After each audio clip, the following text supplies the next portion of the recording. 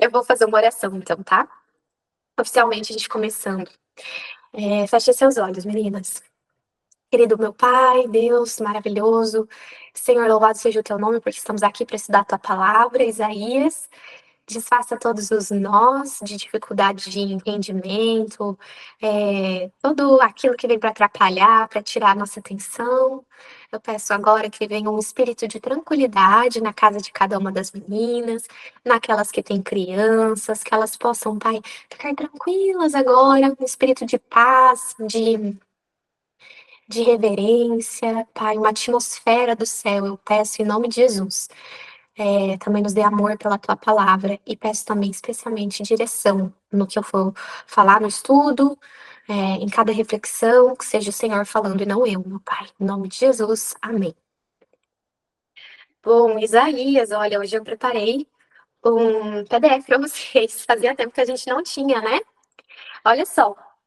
Hum, eu até fiz um chazinho aqui, deixei bem gostoso para estar nesse momento aí com vocês. Vocês podem fazer isso, um chazinho, um suco, não sei se tá calor onde você tá, mas fica mais gostoso ainda, tá? Pra gente estar conversando. Gente, o que eu falei para vocês no do passado? A gente falou sobre os reis de Israel, né? A gente falou bem rapidinho o que aconteceu, quem era quem. Quem estava no estudo passado, consegue me dizer quem que era o primeiro rei? Não lembro o nome. Olha, Dona Rafa. Agora pega uma caneta para você anotar e não esquecer. Olha só, gente. O primeiro rei tá fácil. Uzias. Então, eu vou passar bem rapidinho essa parte. Uzias, ele era bom ou ele era mal? Faz o joinha assim. Ele era bom ou era mal? O que vocês lembram? Ele era mal. Ele era mal porque, gente, Uzias, ele era meio rebelde. Ó, um grande evento que acontece ali é que chega um momento, Ezequias vai ser por último. Vai ter Ezequias, mas o primeiro é Uzias, né? Olha só, Uzias, gente, ele entra dentro do santuário e ele quer fazer o quê? Oferecer incenso. Quem já fez o estudo do santuário sabe que não era qualquer pessoa que participava, né, nas ministrações ali. Quem que podia fazer as ministrações? A descendência de Arão, os sacerdotes, tá bem? Então eles eram da tribo de Levi, mas a partir de Arão, tá? Por exemplo, Moisés, ele foi um líder, mas ele não era do sacerdócio. Isso é bem importante a gente perceber, tá bem? Então, o que acontece? Quando os dias chega lá, ele era rei, ele estava se achando assim, na condição de poder oferecer incenso, os sacerdotes falam, não faça isso, você está errado, você não pode. Ele não queria nem saber, ele vai rebeldemente, né, insistindo na atitude dele, até que o juízo dos céus cai sobre a testa dele, e o que começa a aparecer, gente? Uma lepra.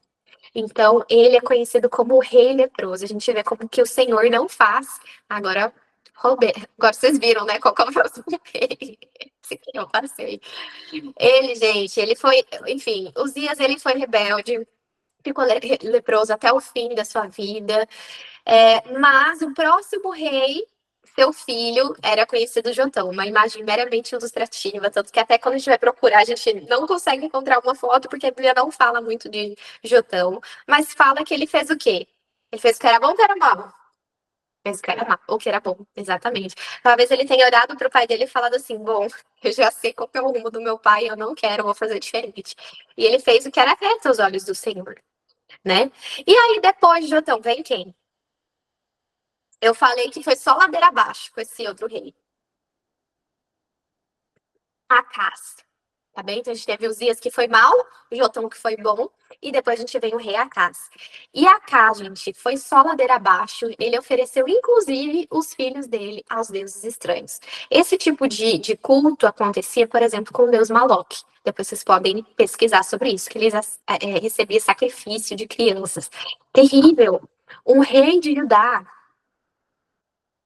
Os nomes é difícil, né? Você tem que colocar 4 reis, aí Uzias bom, Jotão mal. Jotão bom. Aí você coloca assim, sabe? Ou escreve e tal, depois você decora e não esquece mais. Uhum. Mas é assim mesmo, que são os nomes diferentes, né? Olha só, gente. Então, Acaz, A casa, eu falei pra vocês que foi só ladeira abaixo. No começo até tinha os cultos, tudo acontecendo bem bonitinho, só que eu falei pra vocês que tinha começado uma questão mais de religiosidade. Eles faziam o que tinha que ser feito, mas já não tinha aquele olhar de misericórdia para os pobres, para os necessitados. Então, você via um povo ali que era o povo de Deus buscando uma ostentação, buscando ser melhor do que o outro, né? Princípios totalmente diferentes do verdadeiro princípio cristão. A gente, acontece que até o final do reinado de Acás, a gente vai ver as portas do templo fechadas, povo totalmente entregue à idolatria, e você olha para a situação de Judá e fala assim: não, não tem mais salvação, queima tudo, como diz a nossa amiga ali, queima tudo que não tem o que fazer. Só que, olha só, Deus é tão misericordioso, e o próximo rei que ele levantou foi Ezequias. Olha só, Marcinha. E Ezequias, a gente sabe, ele foi o rei. E Ezequias, quando ele entra fazendo várias reformas no país, e reformas muito rápidas. Falei para vocês, ele já chega restaurando a Páscoa, que há muitos anos já não era comemorada. E teve as músicas que eram cantadas nas celebrações, quando eles foram redescobrindo, né, as coisas ali que o Senhor tinha ordenado para eles. O povo se mostra diferente, o povo se mostra arrependido, e a gente vê uma grande alegria pelas cidades, pela cidade de Jerusalém. Então a gente vê um reavivamento espiritual com o rei Ezequias, né? E aí a gente terminou mais ou menos por aí, falando um pouco do rei Ezequias, tem alguns eventos principais que acontecem na vida dele. A gente vai ver o cerco de Senaqueribe. Alguém já ouviu falar desse cerco de Senaqueribe?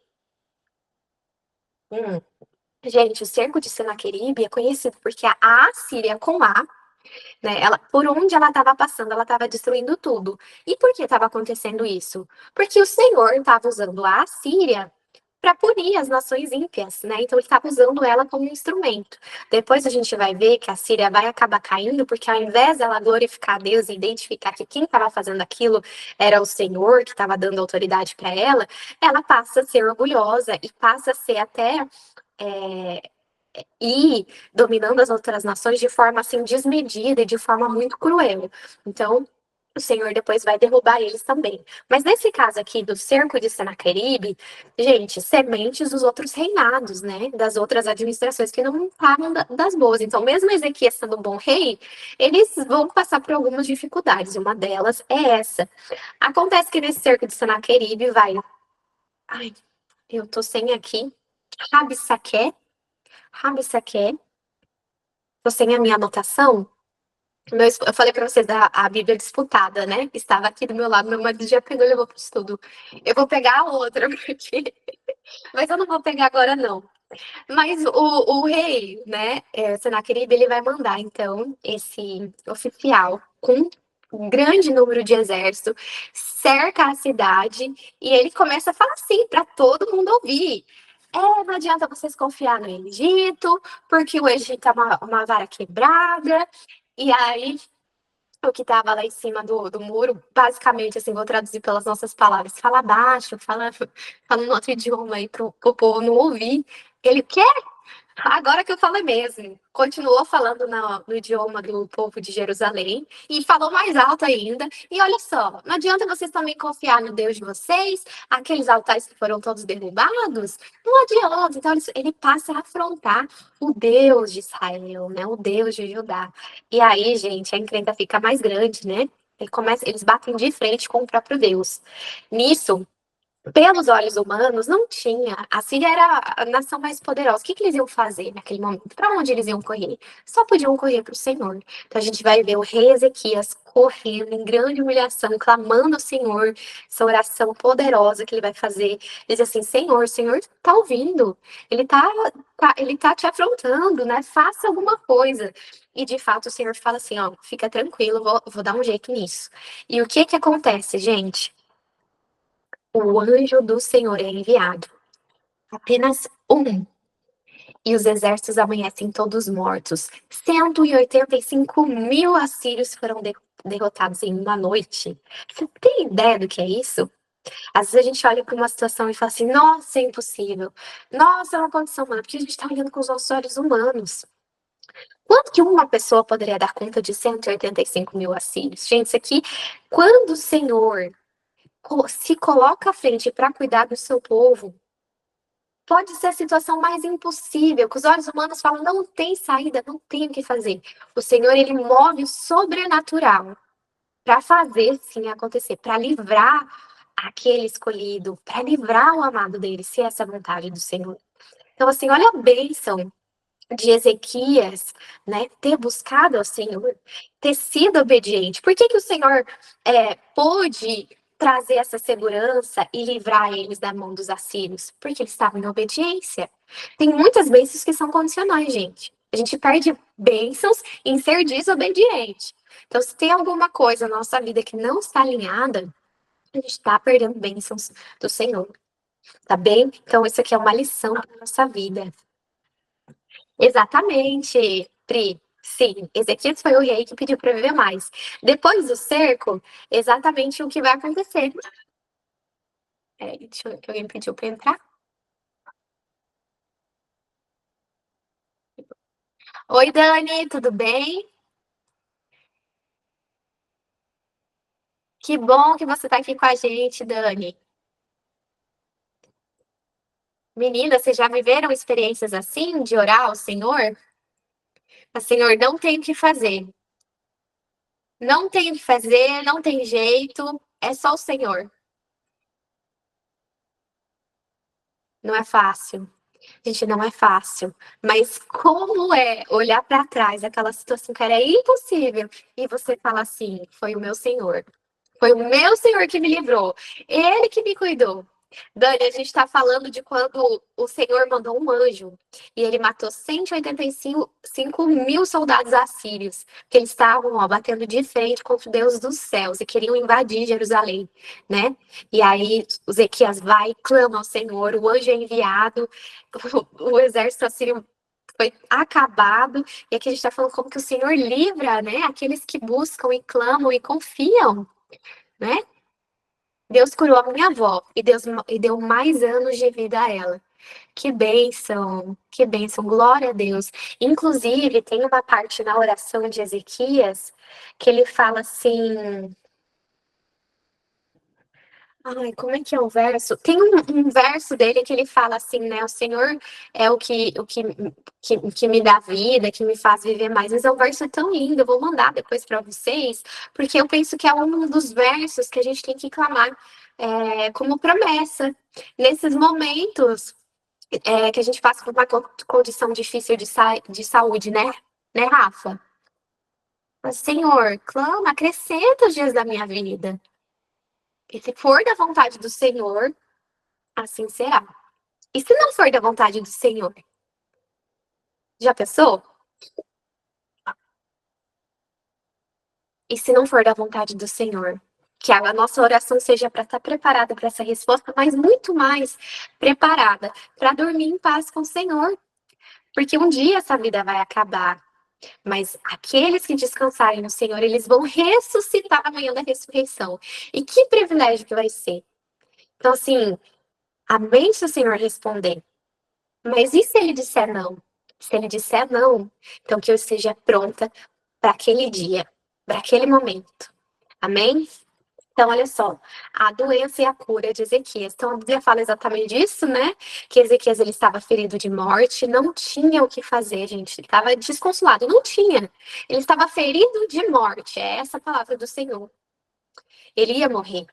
E aí ele clama ao Senhor em humilhação, ele fala, Senhor, por favor, me permita viver mais. Inclusive, eu recomendo que vocês vão ali, leiam a oração de Ezequias, se vocês não leram.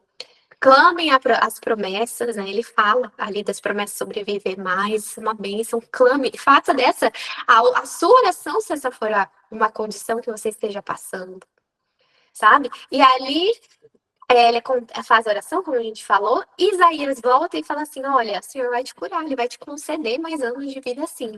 E ainda vai te dar um sinal de que essa oração foi ouvida. E fala assim: você quer que o sol avance 10 graus ou volte 10 graus? Ezequias fala assim: bom, que a sombra avance 10 graus é fácil, por quê? Até falei para as meninas: pensa no relógio do sol, né? A sombra é fácil, porque o sol tá indo, ela vai avançando. Mas voltar significa o quê, gente? Que o sol tá voltando. Então, isso é um evento sobrenatural, assim como aquele quando o sol parou, né? Então, assim, de fato aconteceu. O sol voltou.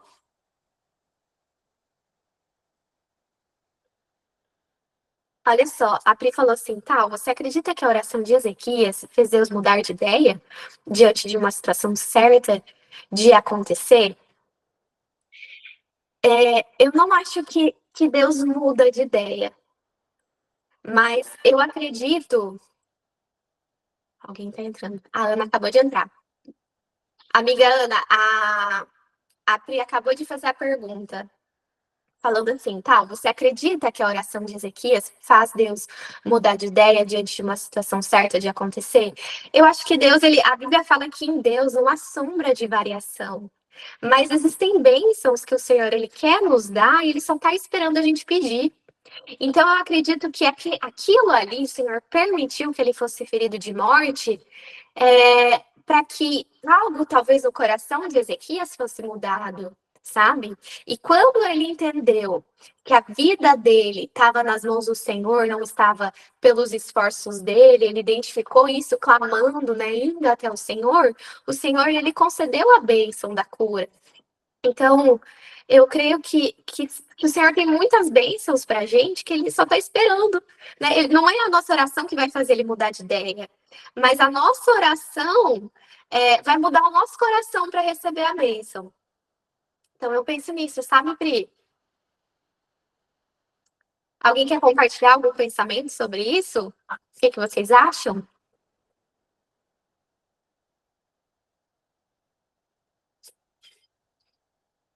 Então, olha só.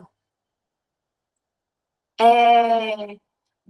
Na dor, o Senhor trabalha em nós. Eu não sei, gente, mas eu conheço a maioria das pessoas com quem eu converso, vão me falar que os melhores momentos, experiências que elas tiveram com o Senhor foi na dor.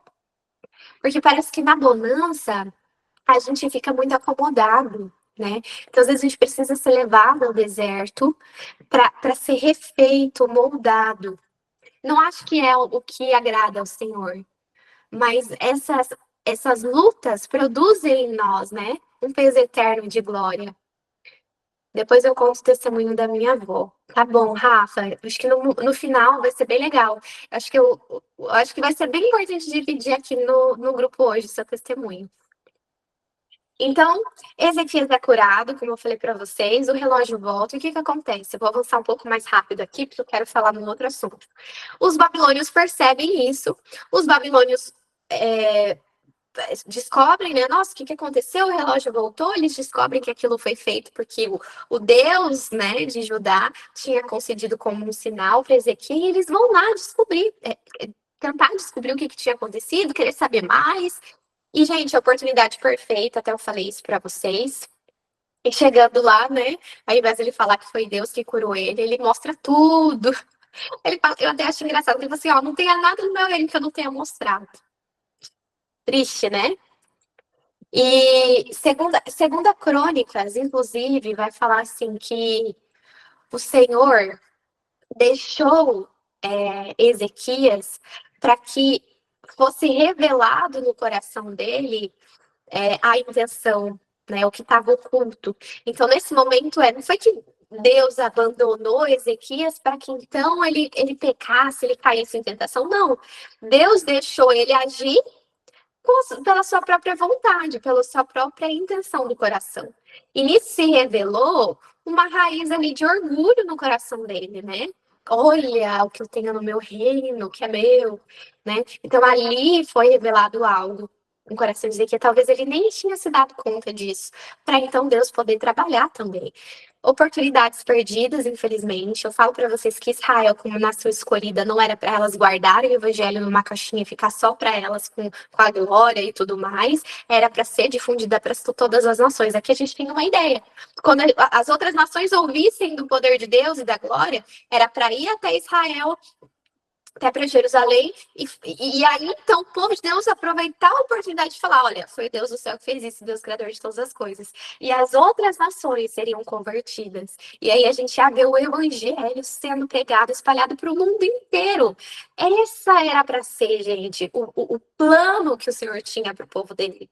Mas a gente vai ver, não é uma nem duas vezes, são várias vezes, toda oportunidade ali perdida, porque eles acabavam sendo levados em idolatria pelas outras nações, porque quando as outras nações chegam, eles se orgulham, começam a querer ostentar, como o caso de Ezequias, e infelizmente o povo de Israel deixa de cumprir com o propósito, né?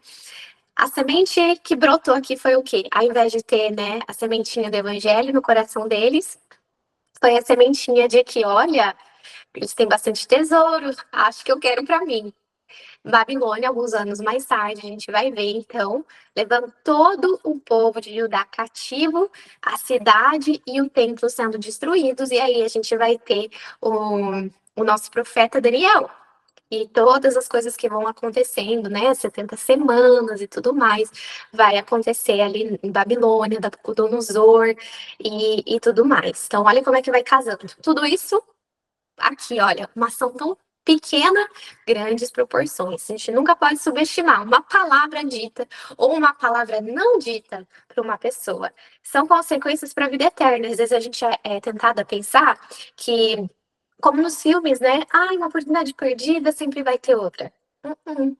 Não é sempre que a gente vai ter outra. Pode ser que aconteça, mas a verdade é que muitas vezes a gente perde oportunidades para a eternidade. Se a gente tem noção disso, muito mais sério a gente vai levar as nossas palavras, as nossas ações, né? É assim que a gente tem que pensar. Levar mais a sério o que a gente fala, o testemunho que a gente dá, né? Bom, meninas, quero chamar a atenção para vocês. Até falei ali, né, da oração de Ezequias enquanto ele estava doente. Ele vai fazendo ele vai falando várias coisas. Deixa eu até tomar um golinho aqui. E tem um ponto que eu queria chamar a atenção para vocês. Ele fala o quê? Ele fala no verso 18 a 19. Porque não pode louvar-te a sepultura, nem a morte glorificar-te, nem esperarão em tua verdade os que descem a cova. Os vivos, estes te louvarão, como eu hoje faço. O Pai aos filhos fará notória a tua verdade. O que acontece com os mortos, meninas? Hum, eu vou falar para vocês um movimento que eu tenho percebido crescendo muito, muito nos últimos tempos. Mas eu não sei porque com a internet parece que essas crenças estão muito mais fortes hoje. Então, às vezes você vê vai ver uma entrevista, às vezes o assunto da morte é mencionado, vai ver alguma pessoa tentando consolar outra e também vai falar sobre isso. E sempre a forma que as pessoas veem a morte é de uma maneira que é contrária que a Bíblia fala. O entendimento que se tem, na maioria, é de que a alma é imortal. Então, eu conversei com vocês essa questão um pouquinho do que é uma alma. Eu vou mandar, inclusive, depois, um documentário muito bom que fala sobre isso e traz versos após versos. Eu até queria trazer mais versos aqui pra gente, mas eu acho que ficaria muito comprido. E aí, eu vou mandar o link, porque quem tiver interesse de estudar, saber mais a fundo disso, vai gostar bastante, porque ele vai trazer esses versos e vai linkar como um grande quebra-cabeça. Mas o que eu estava dizendo para vocês, o que, que a gente vê? Às vezes uma pessoa querida morreu e na inocência, talvez, da outra querer consolar, ela fala assim, olha, não fica triste, ele virou um anjinho, agora tá lá no céu cuidando de você, né? Tá tudo bem, agora ela tá lá no céu. Vocês já ouviram isso? Eu já ouvi várias vezes, né? E eu lembro que quando eu era criança, eu tinha uma cachorrinha, ela foi atropelada. E foi, acho que, uma das experiências mais fortes, assim, uma das primeiras experiências que eu tive com isso. E eu lembro que tinha uma revistinha que meu pai me deu, assim, é, Onde está Deus quando acontecem as tragédias, né? Então, sempre, desde pequena, eu queria entender onde estava Deus quando as coisas aconteciam, o que acontecia com as pessoas, para onde ia. Gente, o inimigo das almas, ele vai trazer muitas mentiras. E a gente precisa, especialmente nesse ponto, ter plena convicção do que está escrito na palavra de Deus. E às vezes a gente pode estar raçando coisas que não é bem assim que está escrito na palavra. Então, quando a gente fala assim, olha, os mortos não podem te levar na sepultura. Peraí, a ideia então de que quando você morre, agora você está no céu louvando a Deus, é mentira. A palavra diz que os mortos não podem glorificar-te. Onde que eles estão? Eles estão na sepultura. Eu vou trazer outro verso aqui para vocês. Os mortos não louvam o Senhor, nem os que descem ao silêncio. Mas nós bendiremos ao Senhor desde agora e para sempre. Louvai ao Senhor. Gente, louvem o Senhor agora. Adorem o Senhor agora. Porque quando a gente descer a sepultura, a gente não vai poder fazer isso. Até que venha de fato a ressurreição. O pleno conhecimento da morte, do que acontece, é importante para a gente até entender a grandiosidade da ressurreição que Paulo vai falar lá para frente. Vocês estão entendendo? O que é a ressurreição? O que ela representa? Então, isso é muito importante nesse sentido. Então, o Senhor fala assim, gente, os mortos não louvam. A palavra está dizendo. Olha só o que Mateus vai falar, 22:32. Eu sou o Deus de Abraão, o Deus de Isaac, o Deus de Jacó. Ele não é um Deus de mortos, e sim um Deus de vivos. Deus é um Deus de vivos. Que teologia que está sendo ensinada hoje? E com que propósito? Marcos vai dizer, ora, ele não é um Deus de mortos, e sim um Deus de vivos. De novo falando, gente. Estou falando aqui, ó, Marcos. A Marcinha pensa nisso todos os dias. Deus é um Deus de vivos. Lucas, ora, Deus não é... Gente, outro verso. Deus não é um Deus de mortos, mas um Deus de vivos, porque para ele vivem todos. Ele é o doador da vida. E ele vai devolver a vida para aqueles que um dia deitaram na sepultura, mas que foram fiéis. Né? Foram justificados por Cristo Jesus. O livro de Eclesiastes vai falar o seguinte: este é o mal que há entre tudo, quando se faz debaixo do sol, que todo sucede o mesmo, que também o coração dos filhos dos homens está cheio de maldade, que há desvarios no seu coração, na sua vida, e que depois se vão aos mortos. Eclesiastes 5:6 agora continua falando ainda no capítulo 9, porque os vivos sabem que hão de morrer, mas os mortos não sabem coisa alguma, nem tampouco eles têm jamais recompensa, mas a sua memória ficou entregue ao esquecimento. Até o seu amor, o seu ódio, a sua inveja já pereceram, que já não tem parte alguma neste século, em coisa alguma do que se faz debaixo do sol. O seu amor, o seu ódio, a sua inveja, a sua memória ficou entregue ao esquecimento. Vocês estão entendendo, gente? Jesus, quando ele fala que lá, quando falam para ele que Lázaro morreu e tão desesperado, porque se Jesus estivesse lá, ele não teria morrido, ele fala assim: Lázaro está dormindo. O Senhor Jesus compara a morte com um sono. Lázaro não foi para o céu, gente, ele ficou descansando. Imagina que triste teria sido para Lázaro ter morrido, ido para o céu, passa ali alguns dias e o Senhor fala: volta, Lázaro. Se eu fosse Lázaro numa situação assim, eu ia falar: não, Senhor, por favor, de novo para a terra, esse povo complicado, me deixa aqui. Mas quando Lázaro volta, a gente não vê ele falando de nada disso, gente. Lázaro, ele estava descansando na sepultura. E o Senhor chama ele pelo nome, ele fala: Lázaro. Porque se o Senhor não falasse o nome, pelo poder da ordem do Senhor, todos os mortos teriam ressuscitados. Então, gente, olha que tremendo. O que acontece com os mortos? O que acontece na sepultura?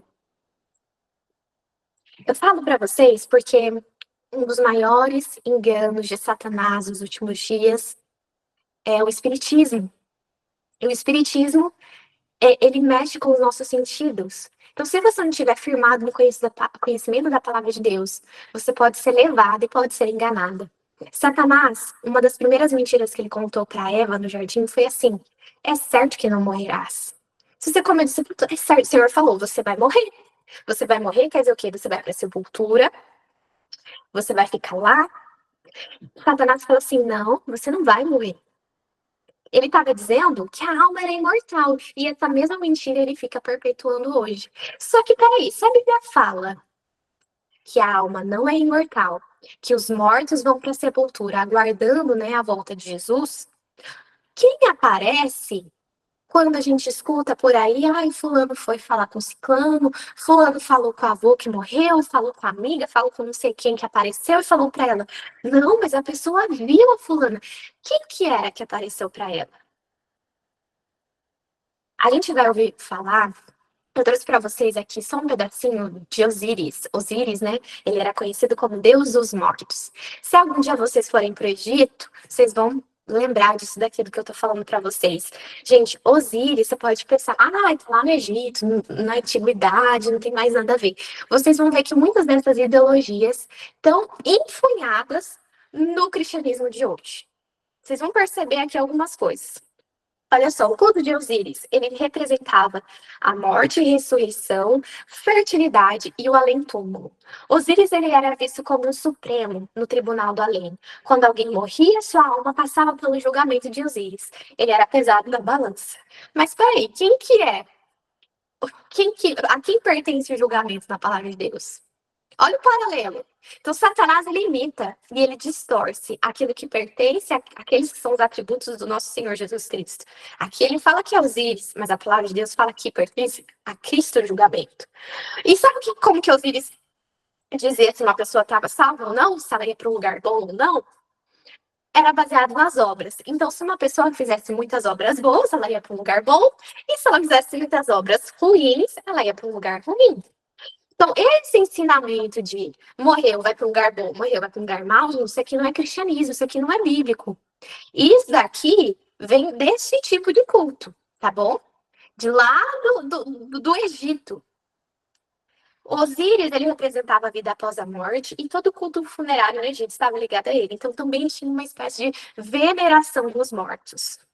Terrível, a gente também vê algumas coisas assim, quando a gente pesquisa mais a fundo, hoje em dia. Olha só, em Deuteronômio, capítulo 18, no verso 10, 12, ele fala assim: não se achará entre ti quem faça passar pelo fogo seu filho ou sua filha. Sabe aquelas coisas de coach, de andar sobre o fogo? Isso não é do Senhor. Inclusive, tem muitos que têm ideologias por trás disso e vai trazendo para as pessoas como agora uma forma mais descolada, talvez mais inteligente, não tão obscura, mas os princípios estão vindo da onde? Paganismo. Olha só, então o Senhor fala nem adivinhador, nem prognosticador, agoureiro, feiticeiro, nem encantador, nem necromante, nem mágico, nem quem consulte os mortos, pois todo aquele que faz tal coisa é abominação ao Senhor. E por essas abominações o Senhor teu Deus os lança diante de ti. Por que o Senhor... Isso tem a ver coisa com o kardecismo, porque eles creem assim. Sim, é espiritismo. Uhum. Allan Kardec, né? Por espiritismo. Até eu vou falar uma coisa para vocês aqui. Por que é tão importante o nosso bem entendimento? Porque toda a crença pode ser crença, gente. A gente pode não fazer uma prática, mas se você acredita numa doutrina ligada a essa questão dos mortos, a imortalidade da alma, coisas assim, é uma. Peraí, o que a Priscila falou? Tem gente que morto aparece no sonho, que fala também é uma espécie de relação, problema espiritual que essa pessoa está tendo. Uhum. Pode se manifestar tanto pessoalmente quanto em sonho, né? Não é do Senhor. Então, toda crença, gente, em alguma doutrina espírita, isso é considerado necromancia, tá bem? Crença na imortalidade da alma, essas coisas é considerada como necromancia. E isso dá legalidade para espíritos maus atuarem na nossa vida. Por isso que é importante a gente ter uma plena compreensão do que a Bíblia diz sobre esses assuntos. Tem muitos cristãos acreditando que a alma é imortal, e às vezes não é por mal. É porque a maioria se diz isso. A gente tem pregações falando isso nos cultos. Então, olha só. Ah, tá. Inclusive, fazem coisas que os crentes. E vez que eu, toda vez que eu vou no asilo, eles estavam lá. Senti até vergonha de falar que era cristã. Não, eles são muito ligados às obras de caridade, né? Os espíritas, no geral, tanto o kardecismo e tal, eles são muito ligados com essa questão das obras, né? Então, a gente vai ver isso, mas tem que representar a cristã no meio deles. Mas se você tiver 1 milhão, é só você estiver sozinha, Marcinha. Mas é complicado, olha só.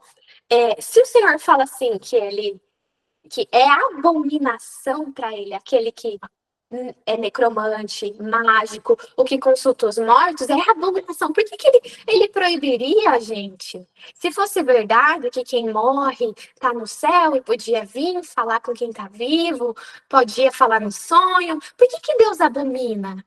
Por que Deus ia abominar uma coisa que é boa? É porque quem morreu está morto. Né? Até coloquei aqui, por que Deus ia proibir, né? A consulta de médiums, consulta de quem lê a mão, essas coisas. Por que, gente? Isso é algo bom? O Senhor, ele proíbe porque a gente acabou de ver que quem morreu está morto, está na sepultura e não sabe de nada. Então, quem é que se passa por aqueles que morreram? O Satanás, o enganador? Ele já tomou posse de serpente, ele pode personificar pessoas, inclusive, e ele ali vem enganar. Inclusive, ele fez isso com o próprio rei de Israel. Que rei que foi esse? Que foi consultar uma necromante? E até muitos pensam assim, nossa, mas não foi com Samuel que ele falou? Não, ele pensou que ele estava com Samuel. Mas quem estava falando com ele era o Satanás disfarçado. Gente, a palavra de Deus tem que estar em harmonia. Esse assunto também a gente vai clarificar um pouquinho. No documentário eles falam um pouco mais, vou mandar para vocês. Enfim, meninas, eu bato nessa tecla da questão dos mortos porque é muito importante. É muito importante porque vai ser um dos pontos que Satanás vai mais usar nos últimos dias para tirar o povo de Deus, né, dos caminhos, para de fato fazer a gente crer em doutrinas que não são doutrinas bíblicas. Então, quando os seus sentidos estiverem vendo uma coisa, mas o que está escrito é outra, vocês têm que estar firme se apegando no que está escrito. Então, olha só, até inclusive, quero só dizer uma coisa aqui sobre mágicos. Quando a gente fala que Deus abomina aqueles que, né, que tem uma relação com mágicos, magias, etc., gente, isso serve também para filmes, tá? Filmes de mágica, Harry Potter, quem mais? Frozen, ela também é uma bruxa. De criança tem muita coisa de feitiçaria. São abominações do Senhor. E Satanás faz aparecer tudo lindo, né? Com glitter, amigos, tudo colorido ali. E já vem na infância, que é pra pessoa crescer com aquilo, não tendo um discernimento da real do que é. Então, aqui a gente tem que se apegar e fazer uma limpeza na nossa casa. Se tiver coisas de filme, essas coisas, tem que limpar tudo. Limpa tudo sem dó, nem piedade, que Deus vai te abençoar. Olha, aqui, até eu peguei esse verso de Atos, porque eu acho que aqui é bem importante. A gente pensa em Davi, né? Davi foi um homem que pecou, Deus perdoou ele, se arrependeu, ele foi um homem segundo o coração de Deus. E onde que tá Davi agora, gente? Onde que tá Davi? Um homem segundo o coração de Deus, se todo mundo fosse morrer para o céu, ele deveria estar no céu, ele era um homem segundo o coração de Deus, mas ainda não. Ainda não. Homens, irmãos, seja-me lícito dizer-vos livremente acerca do patriarca Davi, que ele morreu e foi sepultado, e entre nós está até hoje a sua sepultura. Gente, o rei Davi, ele espera, dormindo, até Jesus voltar. Ele está esperando a manhã da ressurreição, na sepultura dele, quietinho, sem lembrança nenhuma do que aconteceu, sem nenhum sonho estranho, nada. Ele está aguardando a volta de Jesus. Naquela manhã, que manhã maravilhosa. Bom, não sei se vai ser de fato manhã, a gente tem costume de dizer que é amanhã da ressurreição, mas que dia que vai ser aquele? O céu vai estar aberto com milhares e milhares de anjos voltando. As sepulturas vão ser abertas e depois aqueles que estiverem vivos, num abrir e piscar de olhos, seremos transformados e para sempre estaremos com o Senhor. Promessa. O Senhor vai falar de imortalidade como um galardão. Para quem? Para todo mundo? Não. Não é para todo mundo, gente. O galardão é um presente para quem foi fiel. Louvado seja o Senhor. Eu tô quase terminando aqui o nosso estudo. Trouxe. Gente, leiam especialmente os capítulos 40 a 42. Tem tantos versos lindos que a gente gosta muito, né? Os jovens correm, mas não se cansam. O Senhor fala que dá alívio aos cansados, ele fortalece. São tantas promessas assim lindas que são nesses capítulos, mas eu não queria deixar muito maçante ler todos eles aqui com vocês, então eu vou deixar para o momento. Mas aqui em Isaías, ele vai falar no verso 3 ao 8 assim: Voz do que clama no deserto, preparai o caminho do Senhor, endireitai o ermo da vereda, nosso Deus. Todo vale será aterrado e nivelados, todos os montes e outeiros. O que é tortuoso será retificado, e os lugares escabrosos aplanados. A glória do Senhor se manifestará, e toda a carne o verá, pois a boca do Senhor o disse. Uma voz diz, clama, e alguém pergunta, que hei de clamar? Toda carne e toda carne é erva, e toda a sua glória como a flor da erva. Seca-se a erva e caem as flores, soprando nelas o hálito do Senhor. Na verdade, o povo é erva, seca-se a erva e cai a sua flor. Mas a palavra do nosso Deus permanece eternamente. Gente, a palavra do Senhor permanece eternamente. O Antigo Testamento permanece eternamente. O Novo Testamento permanece eternamente. As promessas do Senhor permanecem eternamente. Isso aqui é tremendo. Essa voz que clama no deserto, vocês lembram onde que vai falar disso novamente? Lá no Novo Testamento. Perguntam para João, o que é você? Ele fala, eu sou a voz que clama no deserto. Preparar o caminho do Senhor e endireitar as suas veredas. Ele vai citar Isaías. Por quê? Ele estava preparando o povo porque Jesus, o Messias, estava vindo. E a gente vai ver um movimento semelhante acontecer. Como uma voz que clama no deserto. A gente agora tem que se unir em estudo da palavra, um conhecimento correto e buscar o Senhor, né, pelo discernimento do Espírito Santo para que o caminho seja preparado. Tem mais compreensões, mais entendimentos de algum tema bíblico? Senhor, me dê esse espírito bereano para colocar em prática na palavra de Deus e comparar o que está certo, porque a gente tem um chamado, a gente tem que clamar, porque o Senhor está próximo. A gente tem que clamar para cada pessoa, arruma sua vida, endireita o que não está certo, você vai esperar até quando?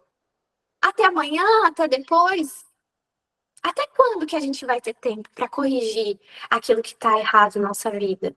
Quando que a gente vai ter tempo para, de fato, estudar a Bíblia, ter tempo de oração? Se não for agora, quando que vai ser? Então, como a voz que clama no deserto, falo para vocês hoje, preparai o caminho do Senhor, endireitai a sua vida, ordene a sua casa, porque muito em breve Jesus vai voltar. Talvez Jesus volte antes para alguém, no sentido de que aquele que morreu um pouquinho antes vai estar dormindo. Ele não vai perceber que passou 10, 20 anos para Jesus. Ele vai ter morrido, lá vai abrir os olhos e vai ser como que aquele dia Jesus vai estar voltando. Entende? A gente não sabe se isso pode acontecer com a gente. Deus nos dê a graça da gente estar viva, né? De pé quando Jesus voltar. Que bênção que não seria. Mas o caminho tem que ser preparado. E hoje. E por último, meninas, aqui a gente tem esses versos que estão falando do capítulo 42. Como a gente está falando de uma voz que clama no deserto, que o nosso Jesus está vindo. Aqui ele está falando do Messias que viria, falando do nosso amado Jesus, em que espírito ele viria. E eu creio que a gente vai acabar indo para o Novo Testamento, então também casa muito bem aqui com os nossos estudos. Ele diz assim, eis aqui o meu servo a quem sustenho, o meu escolhido, em quem a minha alma se compraz. Pus sobre ele o meu espírito, e ele promulgará o direito para os gentios. Não clamará nem gritará, nem fará ouvir a sua voz na praça. Não esmagará a cana quebrada, nem apagará a torcida que fumega. Em verdade, promulgará o direito. Não desanimará, nem se quebrará, até que ponha na terra o direito. E as terras do mar aguardarão a sua doutrina. Assim diz Deus, o Senhor que criou os céus e os estendeu, formou a terra e tudo quanto produz, que dá fôlego de vida ao povo que nela está e o espírito aos que andam nela. E o verso 21 ele fala assim: foi do agrado do Senhor, por amor da sua própria justiça, engrandecer a lei e fazê-la gloriosa. Olha só, gente, aqui ele está dizendo que não clamará, não gritará, nem fará ouvir a sua voz na praça. Está falando do espírito o espírito brando do Senhor, né, que não chama atenção para ele. É um espírito de humildade, nosso Deus, muito contrastante com os líderes da época que vinham, né, ostentando, olha quem eu sou o Rabi. Nosso Senhor Jesus foi diferente na sua atitude.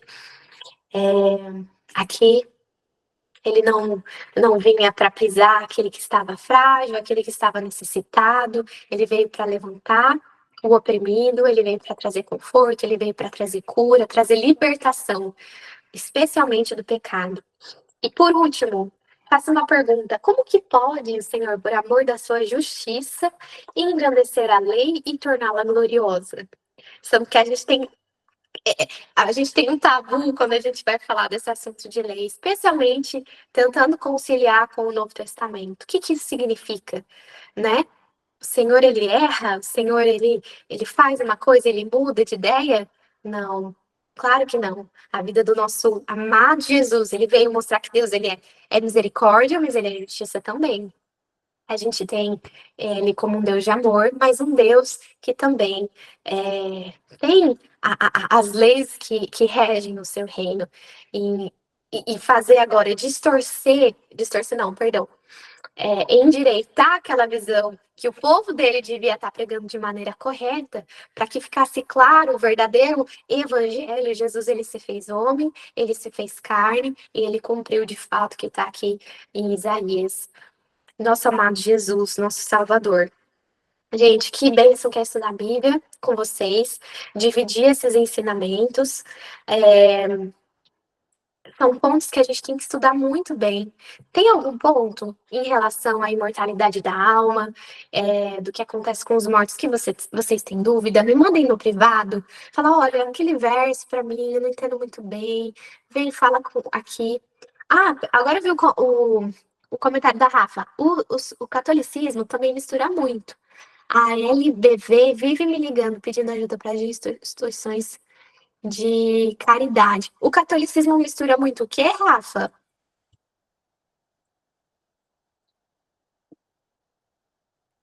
Deixa eu ver aqui. Mistura. A gente estava falando. Eu não sei qual parte da conversa você mandou esse comentário.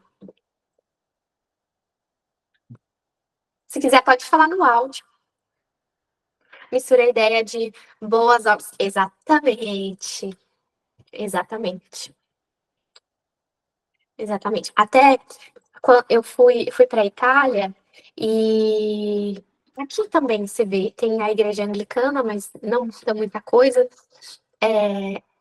Toda igreja que a gente ia tinha um altar de ossos e era considerado como relíquias. E eu tenho fotos, né? Então era um baúzinho com ossos, sempre no lugar de altar, gente, sempre no lugar onde que é dirigida a adoração.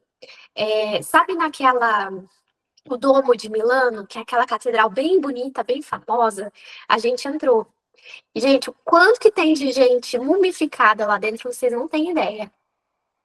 Quando a gente passa a ter esses estudos, né, da onde que está vindo isso? Isso está vindo de fato da palavra de Deus? Será que isso está certo? Mas a gente tem propriedade para ter discernimento do que está certo e do que não é. Por que que a gente tem que saber? Porque tem muitos queridos e amados irmãos que vão estar numa fé, além do católico, pode ser kardecismo, pode ser espiritismo, que, que o Senhor vai falar, não, pois eu não vi uma fé como a sua, assim como ele falou para o centurião romano. Você tá entendendo? Pode ser que exista.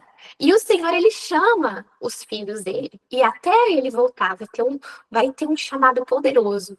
E muitos vão vir, vão deixar os ensinos que não são os ensinos bíblicos e vão se unir junto com o rebanho do Senhor. Então a gente nunca, eu falo isso para vocês, a gente pode até discernir o sistema, né? Da onde vem, o que está errado, mas as pessoas, a gente sempre tem que ter um olhar de paciência, de amor, de carinho, de cuidado, tá bem? Porque tem muitos que estão esperando receber a verdade. Talvez a pessoa nunca ouvi falar que aquilo não era bem assim. Então, ela está esperando a voz que clama no deserto chamar. Então, você tem que fazer o seu papel e estudar para quando tiver a oportunidade de pregar, não fazer que nem Ezequias, que passou, né? E deixou aquela oportunidade ir embora, mas que você possa testemunhar e que essa pessoa possa identificar e entregar ao Senhor a adoração, ter uma vida ainda mais próxima de comunhão a Ele, né? Que é o que a verdade ela traz para cada um de nós. Amém? Meninas, vocês estão entendendo o que está acontecendo em Isaías, né? Esses capítulos do 40 ao 42, vocês vão ver que há muitas promessas. Então, são promessas ali que vão vir exatamente para o povo quando eles forem estar no cativeiro babilônico depois. Tá bem? Então, a gente tem mais 3 estudos. Finalizamos o nosso livro de Isaías, então depois a gente volta com o Novo Testamento. Quero fazer uma oração com vocês, e aí a Rafa, se puder compartilhar o testemunho dela, quem puder ficar aqui para ouvir, vai ser uma bênção. Tá bom? Vou fazer uma oração. Querido Pai, muito obrigada, Senhor, porque estamos aqui estudando a Tua Palavra. Senhor, alguns assuntos são tão difíceis, alguns porque são muitos detalhes, outros porque tanta informação hoje em dia, tantas opiniões de um lado, do outro. Mas, Pai, por favor, que a gente possa ser verdadeiras discípulas de Jesus Cristo, que a gente não tenha outro à sua frente, ninguém, nenhum homem, Pai, tomando o teu lugar, nenhum homem tomando o lugar do teu Santo Espírito na nossa vida, que não sejamos, Pai, cegas, seguindo aqueles que enganam e que desviam os nossos caminhos, Pai, que não sigamos aqueles que nos fazem tropeçar. Pai, por favor, nos dá um coração aberto, uma mente aberta, para ouvir a tua palavra e obedecer, seguir, Pai, aquilo que está certo. Por favor, te pedimos que nos transforme em verdadeiras bereanas, meu Pai. Esteja aqui com cada uma de nós. Eu peço em especial para aquelas que não estão bem, em especial pela mãe da Pri. O Senhor conduza, Senhor, a vida dela, estenda a tua mão, que seja feita a tua vontade, Pai.